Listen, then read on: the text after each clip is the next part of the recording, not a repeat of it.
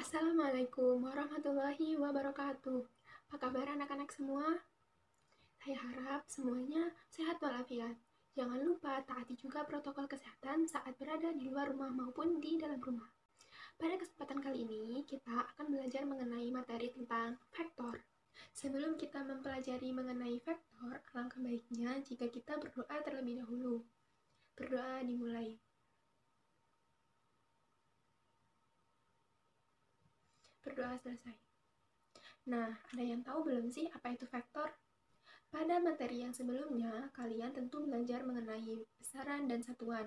Nah, di sini kita akan mulai memasuki materi tentang vektor. Vektor sendiri memiliki beberapa subbab yang harus dipelajari di dalamnya. Adapun beberapa subbab dari materi vektor yaitu yang pertama, yaitu besaran vektor dan besaran skalar. Kemudian yang kedua, penjumlahan vektor. Tiga, penguraian vektor. Yang keempat, perkalian vektor. Dan yang kelima yaitu vektor satuan. Nah, kita akan membahas yang pertama, yaitu besaran vektor dan besaran skalar. Ada yang tahu apa itu besaran vektor dan besaran skalar? Belum tahu. Baik, besaran vektor merupakan besaran yang memiliki nilai dan arah. Contoh dari besaran vektor yaitu perpindahan, kecepatan, percepatan. Nah, itu semua mempunyai arah. Kalau besaran skalar adalah besaran yang mempunyai nilai saja, jadi besaran skalar ini tidak mempunyai arah. Kemudian, kalau contoh dari besaran skalar seperti temperatur, tekanan, energi, waktu, itu merupakan contoh dari besaran skalar karena besaran tersebut tidak mempunyai arah, hanya mempunyai nilai. Tahukah kalian apa nama dari alat ini? Benar, alat ini merupakan speedometer yang fungsinya untuk mengukur suatu kelajuan. Kenapa untuk mengukur suatu kelajuan bukan kecepatan? Karena alat ini menghasilkan suatu besaran yang hanya memiliki nilai, tidak mempunyai arah. Dapat dilihat seperti gambar di samping merupakan cara menggambar vektor. Vektor A mengarah ke kanan, kemudian vektor B mengarah ke atas, dan vektor C mengarah ke serong kanan atau 30 derajat dari sumbu X ke arah kanan. Kemudian di bawahnya juga dapat dilihat bahwa arah dari vektor minus A berlawanan dengan arah dari vektor A dan vektor minus B berlawanan dengan arah vektor B. Kemudian arah dari vektor minus C berlawanan dengan arah vektor C. Selanjutnya, kita akan memasuki sebab yang kedua, yaitu penjumlahan vektor. Penjumlahan vektor dapat ditentukan dengan menggunakan dua metode. Yang pertama yaitu metode grafis, kemudian yang kedua adalah metode analitis. Metode grafis dibagi menjadi dua, yaitu dengan cara poligon, kemudian yang kedua dengan cara jajar genjang. Sedangkan metode analitis juga dibagi menjadi dua cara. Yang pertama menggunakan rumus kosinus, dan yang kedua menggunakan urai vektor. Hasil dari penjumlahan vektor disebut juga dengan vektor resultan. Penjumlahan vektor yang pertama yaitu menggunakan metode grafis, yaitu menggambar vektor. Nah, dalam menggambar vektor atau menggunakan metode grafis ini ada dua cara, yaitu dengan cara poligon dan cara jajar genjang. Yang pertama, cara poligon ini merupakan cara berlanjut. Nah, misalkan ada vektor A dijumlahkan dengan vektor B, dapat dilihat seperti gambar yang ada di samping ini. Jadi, yang digambar terlebih dahulu itu adalah vektor A. Kemudian, dari ujung vektor A dilanjutkan menggambar vektor B. Nah, dari ujung vektor A atau dari titik awal vektor A ditarik garis menuju ke ujung vektor B, sehingga garis ini merupakan hasil dari penjumlahan vektor A dan vektor B, atau bisa disebut juga dengan resultan vektor, seperti itu. Kemudian yang kedua yaitu penjumlahan vektor dengan menggunakan metode jajar genjang. Metode jajar genjang ini juga disebut dengan metode dari titik awal. Jadi artinya itu menggambar vektor dari titik awal. Nah, misalkan ada dua vektor yaitu vektor A dan vektor B dijumlahkan. Tentukan dengan caranya menentukan hasilnya dengan menggunakan metode jajar genjang. Caranya yaitu dengan menggambar vektor A terlebih dahulu. Kemudian dari titik awal yang sama dilanjutkan dengan menggambar vektor B. Nah, setelah vektor A dan vektor B digambar, ditarik garis putus-putus sehingga keduanya akan membentuk bangun jajar genjang. Nah, kemudian dari titik awal vektor A dan vektor B ini ditarik garis ke arah sudut yang dibentuk oleh garis putus-putus tadi. Itu dapat dilihat seperti gambar. ditarik garis, kemudian di mana garis ini, jadi garis ini itu merupakan hasil dari penjumlahan vektor A dan vektor B menggunakan metode jejer genjang, atau juga bisa disebut dengan, atau garis ini juga bisa disebut dengan vektor resultan. Cara yang kedua dalam menjumlahkan vektor yaitu metode analisis. Nah, metode analisis ini merupakan cara perhitungan. Metode analisis ini juga dibagi menjadi dua, yaitu dengan rumus kosinus dan menggunakan urai vektor. Untuk cara yang pertama yaitu cara menggunakan kosinus. Dapat dilihat seperti gambar di samping ini bahwa ada beberapa vektor yaitu V1, V2, dan VR, dan juga ada beberapa sudut yang terbentuk yaitu theta, theta 1, dan theta 2. Kemudian untuk menentukan vektor resultan atau VR dapat dicari dengan rumus V1 kuadrat plus V2 kuadrat plus 2 kali V1 kali V2 kali cos alpha. Untuk aturan sinusnya bisa digunakan rumus seperti berikut, yaitu V1 per sin theta 2 sama dengan V2 per sin theta 1 sama dengan VR atau vektor resultan per sin 180 dikurangi alpha. Selanjutnya, kita akan memasuki pada bab penguraian vektor. Nah, penguraian vektor ini juga dapat dilakukan untuk mencari penjumlahan vektor.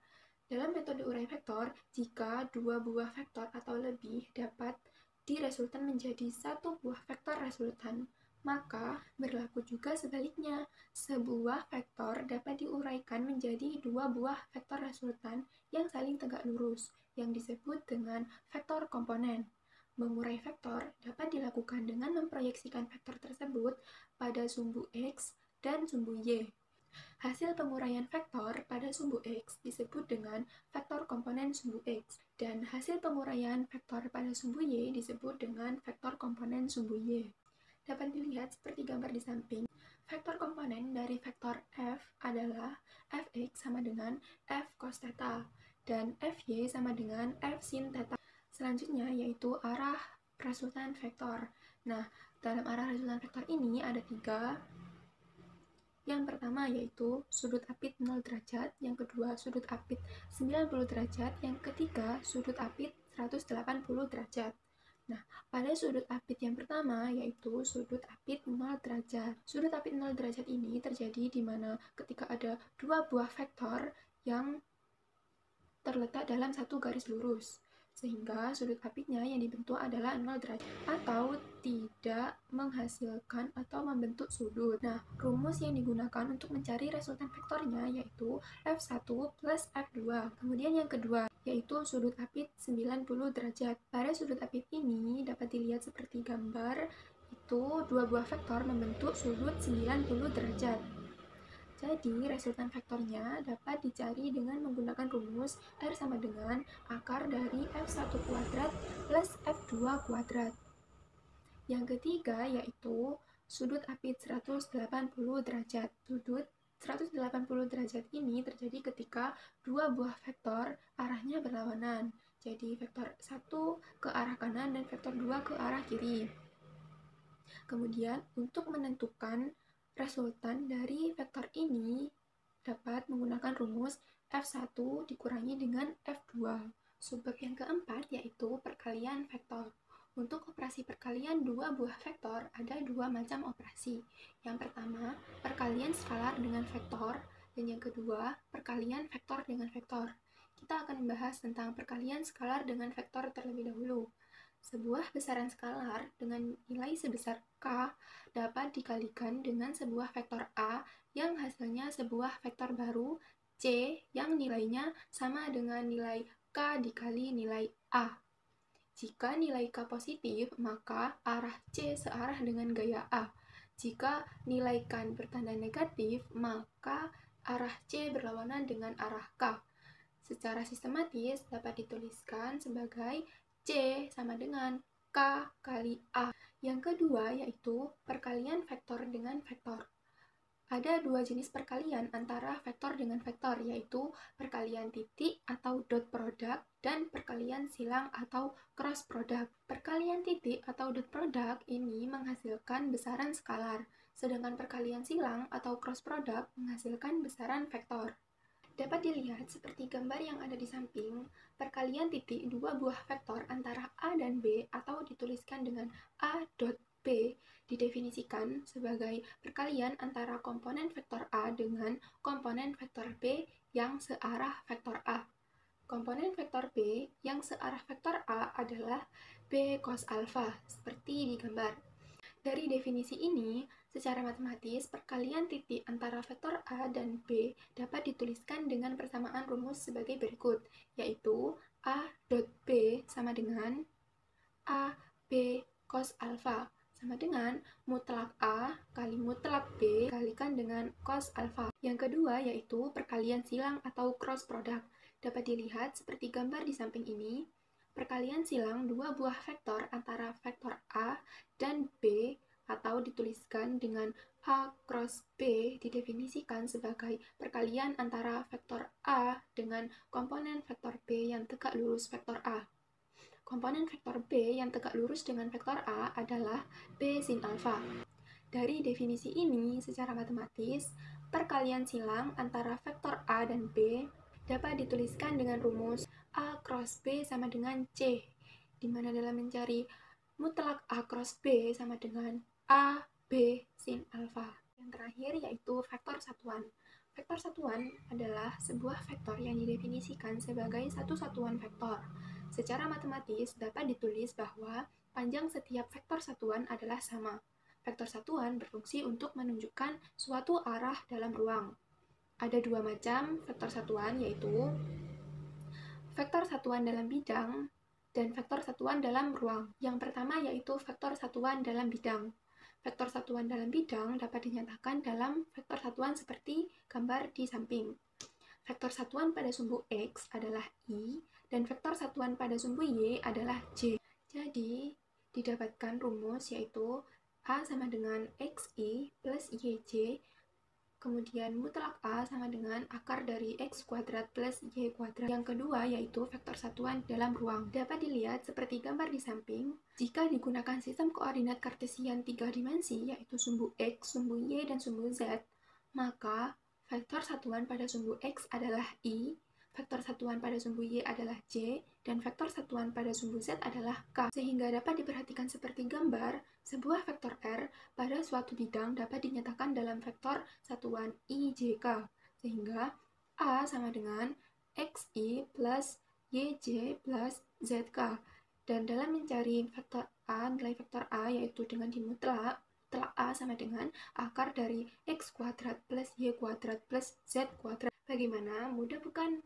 Itu tadi yang dapat kita pelajari dari materi vektor, dimulai dari pengertian besaran vektor dan skalar, kemudian penjumlahan vektor, penguraian vektor, perkalian vektor, dan juga vektor satuan. Sebelum mengakhiri pembelajaran kali ini, marilah kita berdoa bersama-sama terlebih dahulu. Berdoa dimulai. Berdoa selesai. Ya, saya berharap dari pembelajaran yang telah kita lakukan bersama-sama tadi dapat bermanfaat bagi kita semua, bagi saya sebagai pengajar maupun bagi Anda semua sebagai siswa yang belajar. Semoga materi yang saya sampaikan dapat diterima dengan baik. Saya rasa itu saja materi yang saya sampaikan. Apabila ada kekurangan, mohon maaf. Sekian, wassalamualaikum warahmatullahi wabarakatuh.